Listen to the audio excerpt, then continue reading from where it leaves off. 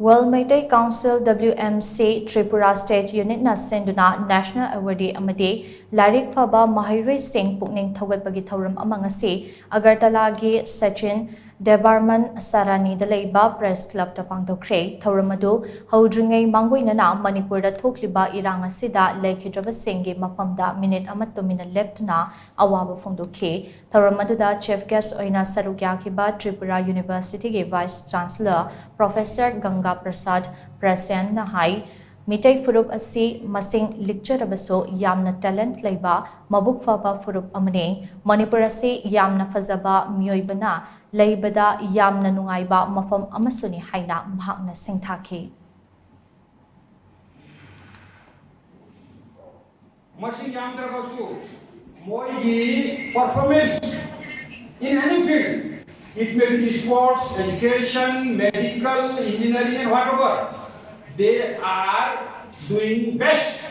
among all local students, not only in Manipur, not only in India, but in other parts of the world also. Manipuri Sanskriti, Manipuri loan, Manipuri Sahitya, Manipuri culture, Manipuri dress,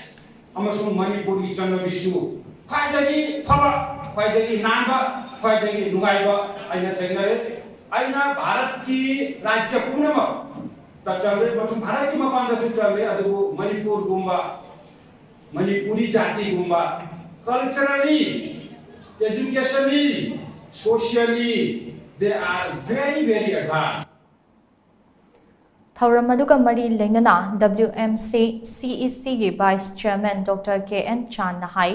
Meitei macha ayamba Sana khotnabada thawai yamna yawi mai paklakpa sanaroi singda lengakna masaga chanaba thabak pidna Pukning Thougatkhre asigumba khudong chaba ase sanaroi singna lawba tangai fade haina mahakna makataki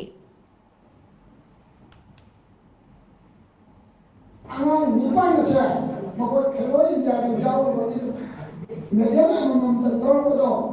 medela ko sadriga to produce torga Assam government na hard grade post without interview appointment with here. Aduna ekoda economically okoda thorupchan bada lobjabu phangamne economically akoda thorta aduna Tripura State also in Asian Asia adugo sana kono bodi landa besu ekoi mantin thapino hona diu adugo hona ko nambasu isona pina duba ocean no ai soda hanna hada